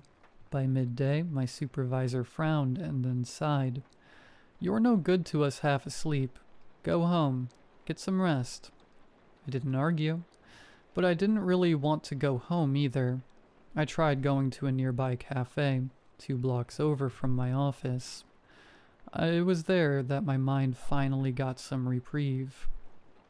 the chatter of strangers, the soft hiss of the espresso machine, the familiar clink of porcelain. All of it wrapped me in a comfort I hadn't realized I needed. I ordered another coffee, then another, trying to stretch the afternoon out as long as possible. I watched the rain beat against the window, people passing by with their umbrellas, anything to keep my thoughts away from the crack in my basement. But exhaustion is a patient hunter. By the third refill, my hands shook with fatigue, and my vision blurred at the edges. I realized, miserably, that I couldn't outrun sleep forever. When I finally pushed myself up from the table and stepped back into the damp air, the only place left to go was home. Back in the house, I lay on my sofa, restlessly. The basement kept creeping its way back into my mind. What had I really seen? Surely nothing. Just a trick of the light. Nerves wound tightly by the outage. And yet... I sighed, getting up and walking towards the basement door again. I paced back and forth a few times, before finally committing. Hesitantly, I turned the knob and descended once more. The air was cool, still. The shelves stood steadily, undisturbed. I crouched at the same place, torch in hand, and found the gap utterly ordinary. A thin seam in the stone, no deeper than a foot. Nothing stirred. Nothing stared back. I let out a breath I hadn't realized I was holding. Everything was normal again. Perfectly, disappointingly normal. Just as I had hoped. That evening, as I was finally getting comfortable again, there was a knock at the door. The same group as before stood on the porch. The women with their practiced smiles, the men carrying covered dishes. I let them in, though something about their presence felt different this time, as if a thread had pulled taut. They settled in the living room again, chatting lightly. Their voices hushed, careful. The food was good, better than I'd expected, but the atmosphere clung close, like damp air. Between mouthfuls, I found myself blurting, "So, what do you all do? For work, I mean. I've noticed the mornings are always quiet." The question landed heavier than I intended. For a beat too long, no one answered. Then one of the men chuckled, though it sounded forced. "We keep busy," he said. Another nodded quickly, adding, "Odd schedules, you know how it is." They moved the conversation along before I could press further. Soon after, they excused themselves, leaving behind the remains of the meal and a faint unease that lingered long after the door shut. I walked them to the porch, waved as they split off toward their homes, then on impulse, hurried to the window. From behind the curtain, I watched one of the couples, a man in his heavy coat, a woman clutching his arm. They walked without a word, their steps almost too even, too measured. At their door, they didn't glance around, didn't fumble with keys, just slipped inside as if the house had opened up to them. I waited, watching the windows for some sign of light or movement. None came. Instead, through a narrow pane near the ground, I saw them descend the stairs. A door opened. A dim glow flickered once, and then they were gone, swallowed by their basement. They never came back up. Sleep became a strained effort from that night onwards. I kept getting this urge to sit up and peek out at my neighbors' homes. Even when I did commit to sleep, I would constantly startle awake to some faint creaking and rumbling deep in the bowels of the house. And though I told myself it was the house settling, the sound had a way of crawling into my chest and sitting there. Every morning, I was gray with exhaustion, my usual coffee just barely keeping me awake. Work suffered. Several times I nearly nodded off at my desk. Once during a meeting, my supervisor suggested I take some time off, just a week to clear your head. I agreed, though I knew no week would be enough. At home, I found myself glued to the windows. I watched the houses like a man waiting for a signal, desperate for proof of life. The lights came on at dusk, glowed steadily until dawn, but not once did I see a curtain twitch or a door open. No one came out for work, no deliveries were ever made, no children played in the yards. Nothing. It was as if the whole street were a set piece, staged for my benefit, while the real activity lay hidden somewhere. Perhaps underground. At night, the noises grew bolder, low thuds, faint clatters, sometimes even the impression of a voice carried through the vents. Each time I would sit up in bed, heart hammering, staring toward the basement door at the end of the hall. I wanted to go down, to fling it open and see once and for all what waited there, but the thought of facing it froze me in place. Instead, I lay awake until dawn, watching the ceiling, counting every sound, knowing I wouldn't sleep, knowing I couldn't. The days began to blur together. I told myself I was only taking time off to rest, but I hardly left the house. Curtains drawn, lights dimmed. I kept my silent vigil. The neighbor's windows stared back at me like blind eyes, never once blinking. I tried to reason it out. Maybe everyone here worked nights. Maybe it was some kind of community agreement. Quiet mornings, quiet evenings, nobody making a fuss. But even in saying it, I could hear the falseness.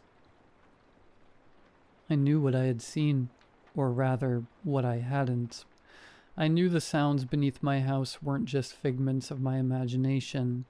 It was in the stillness of one early afternoon that something inside me finally cracked. I had pulled the curtains tight against the light, and in the dimness I noticed it again, that faint, glowing seven-pointed star from the light of the upper window.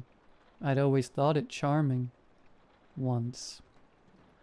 Now, it looked like an eye, sharp-edged and cruel, glaring down into the room, glaring at me.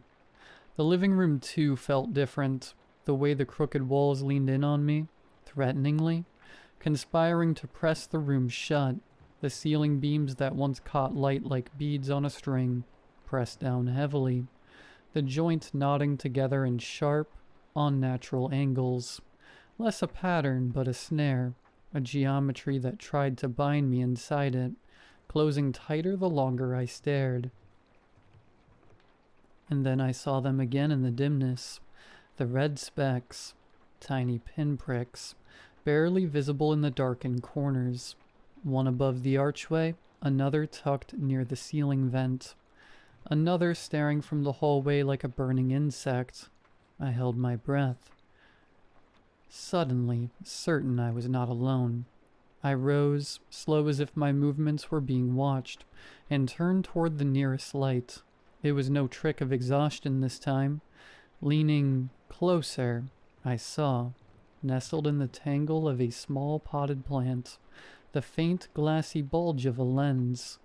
I knew it then. I was being watched. They were watching me. The thought struck so sudden I was already moving, stumbling out the door and across the street. My heart thudded like it would split my ribs. I half expected a curtain to twitch, a shout to stop me, but nothing stirred. The crooked, shuttered house loomed. I set my hand on the knob. It turned too easily. The lock had clicked, yes, but shallowly, like a toy made only to sound real. The door swung inward at the faintest push. Inside, the air was cool and stale, as though sealed for years. The living room was tidy, too tidy. A half-read magazine curled yellow on the table, cushions plumped, curtains half open. It felt staged, preserved, not lived in. The silence here was heavier than in my own house, not absent of sound, but absence of life. Every object seemed set slightly apart from itself. My breathing rasped too loud as my gaze fixed on the plain wooden door at the end of the hall. The basement. I told myself I'd only look, only open it and see, but my hand was already on the knob, already turning. The hinges moaned as I pulled it back. A damp draft curled up from below. I crouched at the top of the stairs and peered down. The light didn't reach far, just the first few steps. Then shadow. A smell of earth rose up, faintly metallic, and steadying myself against the frame, I began to descend. The steps creaked under my weight, each one louder than the rest. I half expected the neighbors to come rushing in, demanding to know what I was doing in their house. But no one came. The air grew colder the farther down I went, the draft sharper against my skin. The bathroom was ordinary, too ordinary. A washing machine sat in the corner, boxes stacked neatly against the wall, the faint smell of detergent clinging to the stillness. For a moment, I almost laughed at myself. Had I really imagined everything? Of course I hadn't. I narrowed my eyes, searching. For what, I wasn't sure. And then my sight caught the far wall. It was there again, the same uneven gap I had in my own basement, the one that I had never dared to inspect too closely. A rough seam where the stone and concrete didn't quite meet, as though the house had been set atop foundations that belonged to something older, something the builders had merely covered rather than disturbed. I crouched down, pulse jittering against my throat. The gap was wider here, easily large enough to slip a hand through.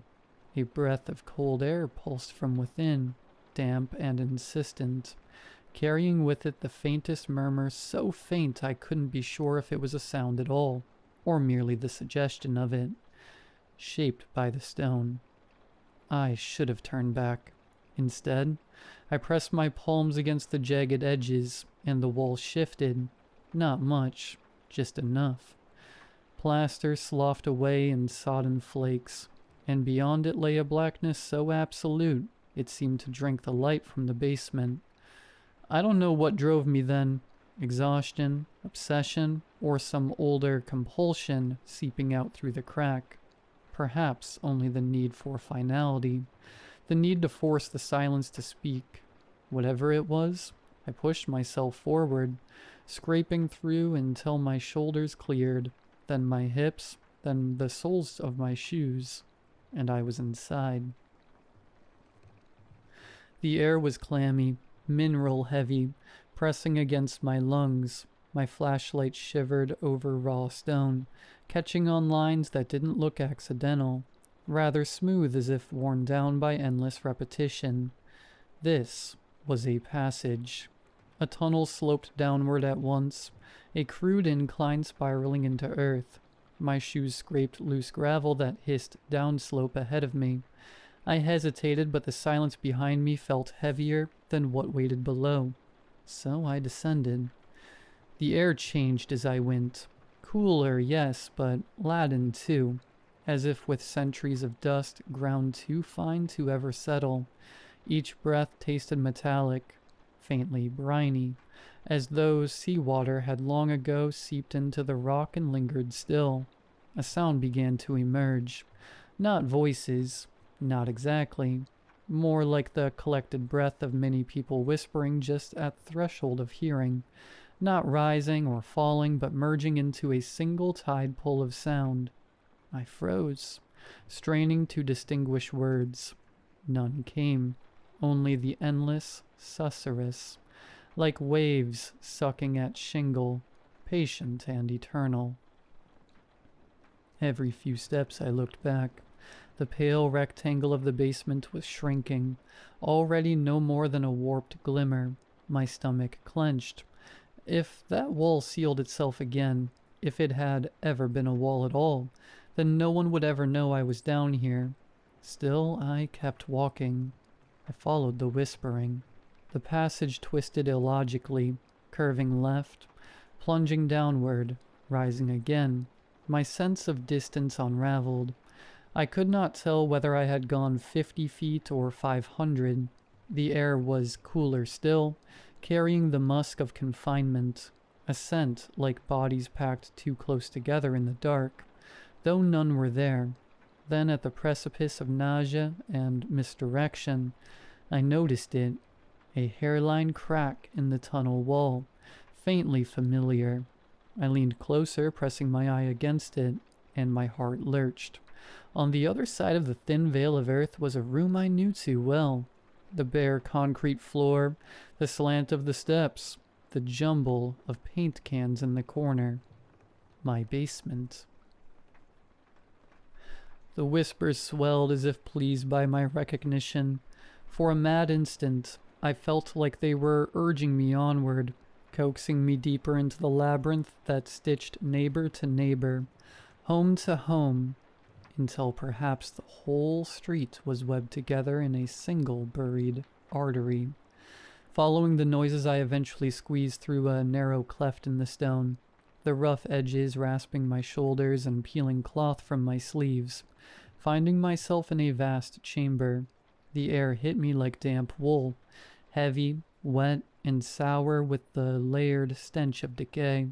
The ceiling hung so low I had to stoop, its surface bristling with roots and beads of black condensation that flattened and burst with slow, deliberate ticks.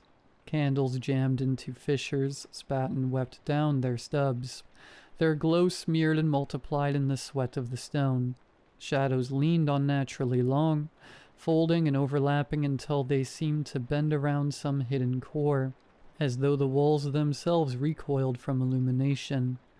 On the earthen floor lay 6 bodies, each arranged with care along the prongs of a vast figure, gouged into the soil. Death had marked each differently. One collapsed into an articulated cage of bone, still wearing the husk of a funeral suit.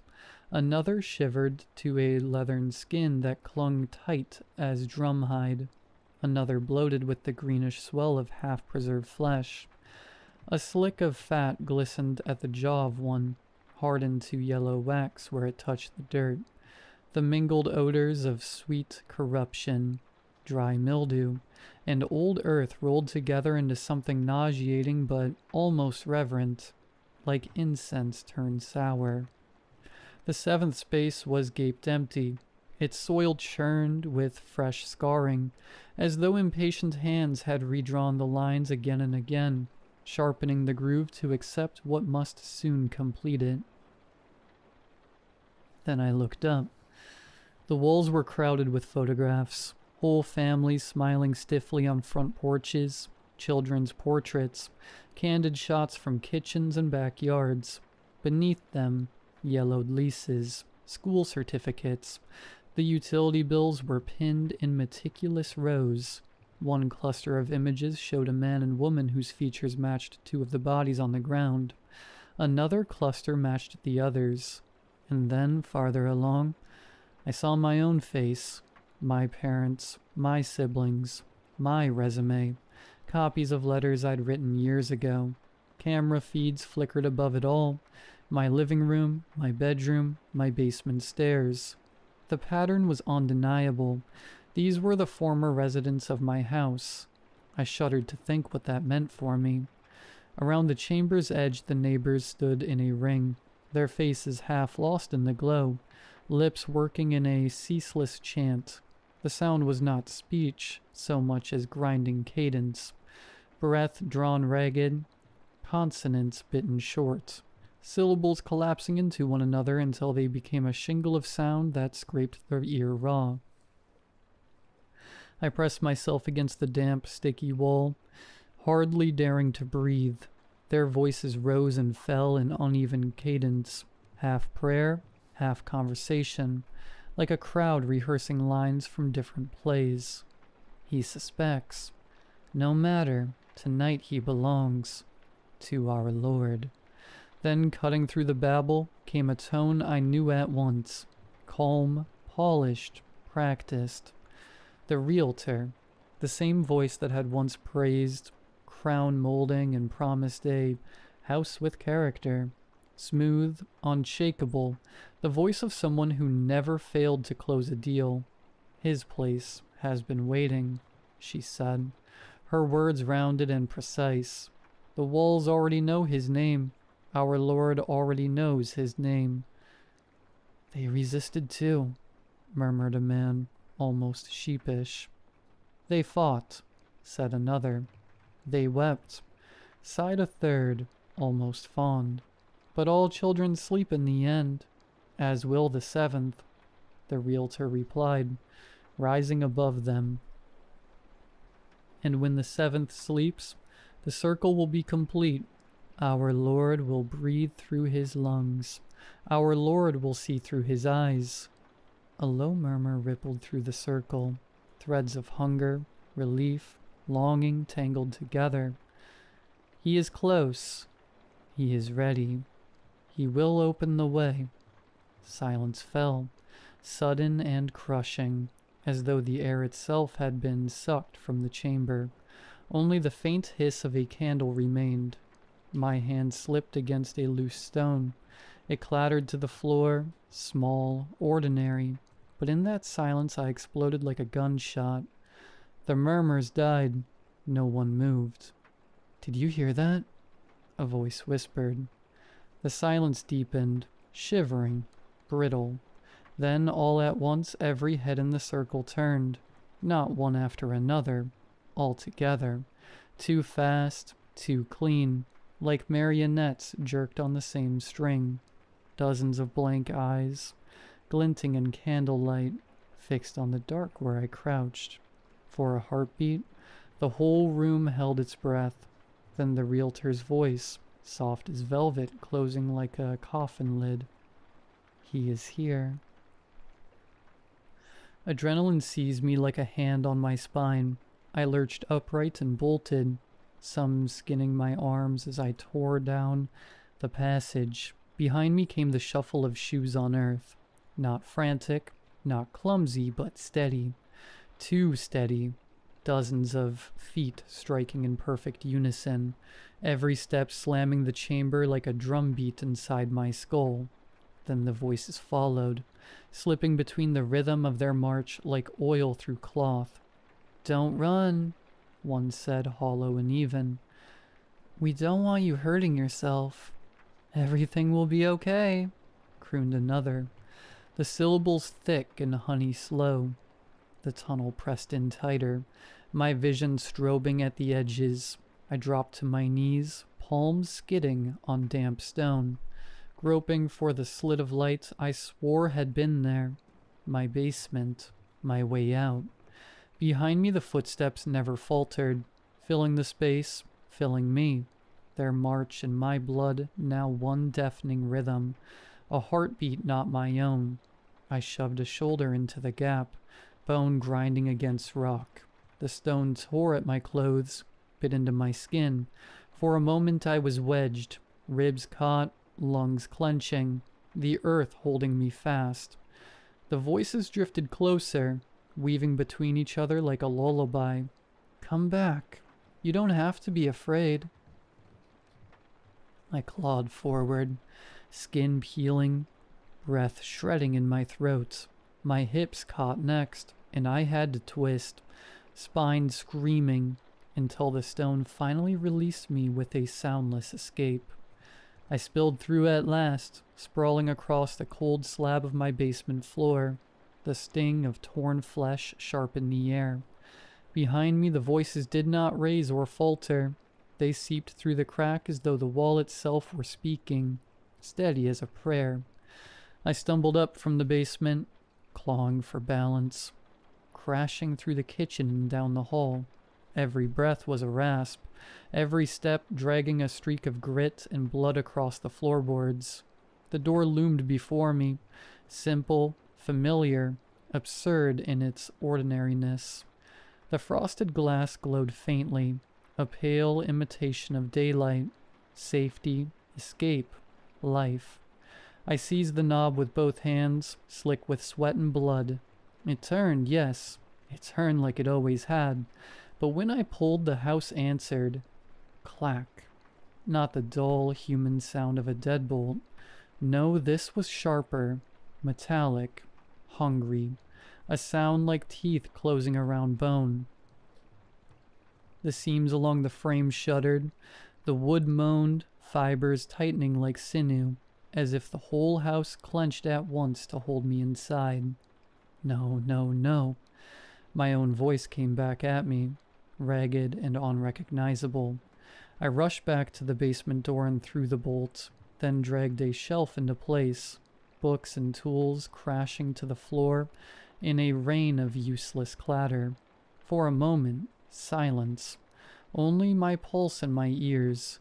Then, the sound of the knob turning, softly, patiently, a creak, then a slow knock. 3 measured raps. Murmurs from behind the wood, sweet and stale.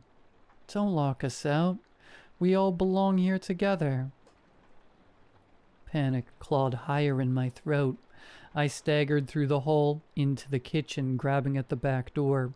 The knob twisted beneath my palm, but the same click followed, the wood tightening as if bracing itself to hold me in. A shape caught my eye, motion at the window. I turned. Across the yard, my neighbor was stepping from his porch, stiff and deliberate, eyes fixed on me. Then another and another. They crossed the lawn without a sound, gathering along my house. They pressed themselves to the windows, every one of them, palms spread flat, faces leaned close, cheek to pane. Their eyes stared through at me, unblinking, catching the faint light and strange reflections that looked too bright, too wet. A dozen mouths moved at once, muffled by the glass, whispering things I couldn't make out, but all of them smiling, all of them watching. The whispers overlapped, swelled, some voices turning sharp, almost scolding. Stop it, stop it. Our Lord won't be happy with you. Others curled into a cloying sing-song. Don't worry, sweetheart. You're safe here. We'll take care of you. The house vibrated with it, the glass humming faintly as their breath fogged the panes. Smiles stretched too wide, too steady, splitting into snarls and croons. I stumbled back, heart hammering, staring at the impossible wall of faces around me. Every window on the first floor was filled. I was sealed inside, trapped in my own house, their voices clawing at me from all directions. Panic seized me. My eyes shot upward. The stairs, the bedroom. I bolted, 2 steps at a time, my body lurching forward as if chased by the noise swelling below. I burst into my room, chest heaving, and grabbed at the curtain. Outside, my car parked at the curb. My only chance. For a moment I froze, the chanting rising beneath me, swelling into something that wasn't words anymore, just a pressure in my skull. Then I drove my heel into the glass. It shattered around me in an explosion of cold shards, the afternoon air slicing my face. Without another thought, I hurled myself forward, down onto the pavement. The pain was immediate, white hot, snapping through my leg like fire. My ankle folded under me with a sickening crack. I screamed, or thought I did. The sound drowned in the roar of blood in my ears. I rolled onto my side, vision warping, breath hitching against the shock. The night smelled of iron and dust. My face wet where glass had sliced it. Move, move. My car loomed just yards away, unreal and shining under the streetlight. I clawed across the lawn, dragging my useless legs, grass slick beneath my palms. Every shift of my weight sent agony screaming up my body, but the chanting from the house was louder now, echoing out through the broken window, their voices a chorus spilling into the night. Come back. You're safe with us. Don't run. He's waiting for you. I hit the curb, fumbling at my pocket. Keys slick with blood. Somehow I got them into the lock. Somehow I turned. The handle gave, and I dragged myself inside, collapsing against the steering wheel, gasping, the horn blaring once in a long, muffled note. The house behind me pulsed with voices, calling, pleading, demanding. Then the sound changed. No longer steady, no longer coaxing. It broke apart. Ragged sobs, hiccuping wails, voices tearing themselves raw. Some keen like children, others moaned low and guttural, as though their throats were splitting under the strain. And their mouths? God, their mouths. Lips quivering, stretching too wide, some grinning, some crumpled into masks of grief, every face vibrating with need. The voices overlapped until words were nothing but noise, then reassembled, jagged and broken. Our Lord needs you. Our Lord needs your body. What will our Lord do without you? Some shrieked it high and thin, others crooned it like nursery songs, syllables slurring through their sobs. It was a chorus of grief, of hunger, of worship, a sound that didn't belong in human throats. The nearest neighbor pressed her face against the windshield, teeth bared in a rictus that was half a smile, half a sob. Her breath fogged the glass in frantic bursts, and she dragged her tongue across it, leaving a wet smear that ran down like tears. Don't leave us. Don't leave him. Don't leave. Their wailing rattled the street, a dirge swelling until it shook the engine itself. I twisted the key. Once, twice. My ankle throbbed like fire, the pain snapping my vision white, but I forced it again. The engine coughed, sputtered, then roared. As I slammed the pedal, the car lurched forward, wheels thudding over bodies that broke apart too easily, like brittle effigies stuffed with wet leaves. In the rearview mirror, they collapsed to their knees, clawing at the pavement, arms outstretched, their cries echoing after me. Not anger, not threat, just a howling, endless grief. I didn't stop driving until the houses thinned, until the highway signs gave way to the smear of city lights. Every throb of my ankle was a reminder that I wasn't dreaming.